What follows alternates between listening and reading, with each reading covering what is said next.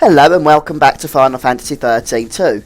So in the last video we've just finished off Academia 500 AF and more importantly we fully explored the area, and Academia 500 is the final area we need to have fully explored.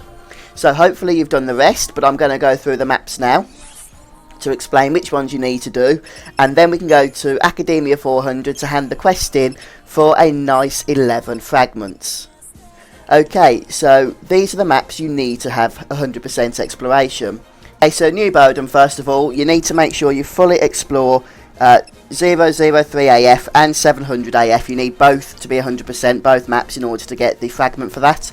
And a couple of easy things to miss there is the porch around the Nora house and around the beach area where the piers and that are, so just go in every one of those little nooks and that shouldn't be too bad. Bresha ruins, you need to go to all three versions, which is 005, 300 and 100, in order to get the 100%. There's a couple of areas that you can only reach in each part. Make sure you do the southwest tunnels as well in the 005 AF area, since they're not accessible in the other versions. Okay, and then we have Yashas Massif, an easy one there. You can only do it though in 100 AF or 110 AF, since they don't have the barriers that block some of the areas, but either one of those you can reach 100%. For Urba, you can explore everything in the 400 AF version. In fact, the only thing you can do there that you can't do in the other versions is the beach area. So that's it for Urba. Sunleth Waterscape, another fairly easy one. You can do it once in the 300 AF version once you've killed the giant Flan after he's been weakened. Just make sure you reveal the hidden vines around that place in order to get the 400%. If you do struggle, just watch my video on Sunleth Waterscape 300 to see all the little hidden areas there.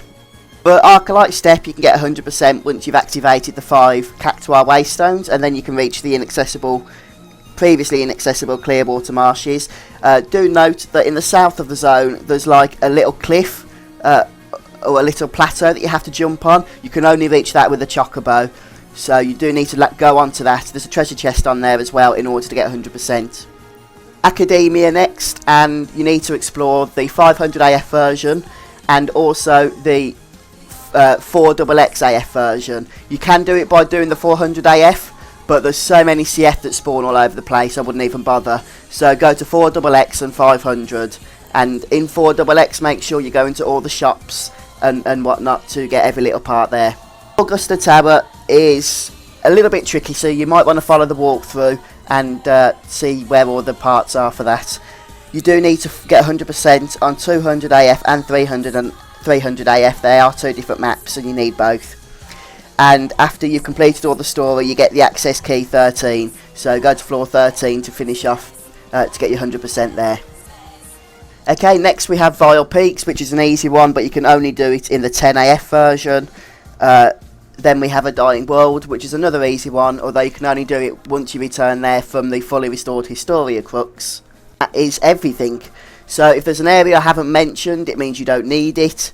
That is all you need. Once you have 100% on all those, you can go to Academia. If you want to see how much percent you've got on each map, but don't want to have to visit each place individually, open up your key items in your inventory and then sort the items by type, and all your maps are listed. And as you can see, as you mouse over everyone or point over everyone, the top of the page says how much you've explored, so you can see them all quickly then and go to where you need to go. Anyway, as I said, once you've got 100% on all those maps, you want to go to Academia and make your way back to the NPC who has the side quest near Chocolina. Okay, so I've already made my way back, and this here is the NPC by the computer terminal.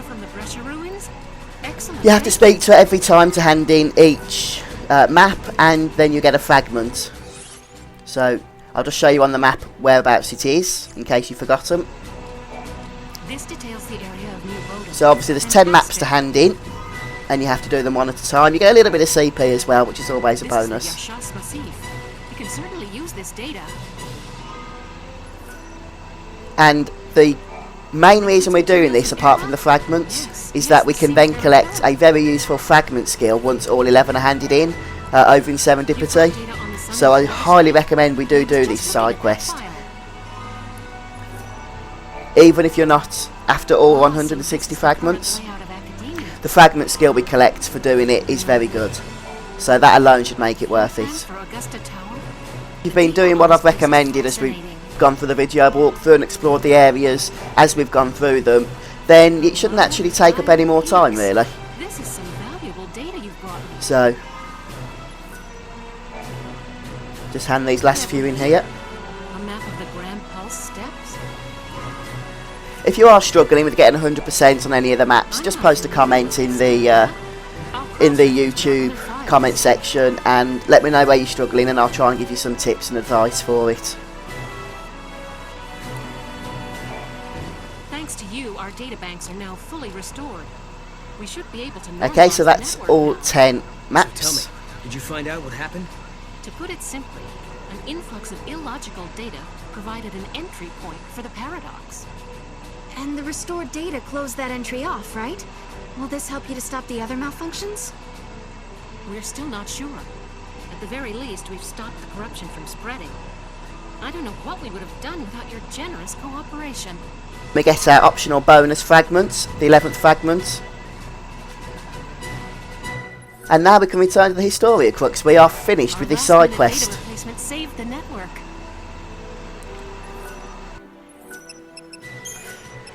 And of course now we want to go to Serendipity. As usual, you just want to speak to the Mystic for your new fragment skill. You too are worthy in the eyes of the goddess. That is the reason you are bestowed with such a great number of fragments. And we have the Battlemania skill fragment, which is very useful, and what that will do is allow us to farm rare spawns and rare monsters. So it actually makes them a lot more common.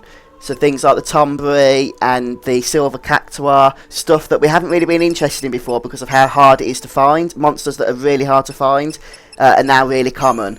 Which means in the next video I'm going to show some good farming spots to help level up your party, and a very good place for farming a monster that will infuse powerful abilities into your other monsters. So stick around for that. I've been Fuzzfinger, thank you very much for joining me, and I'll see you next time.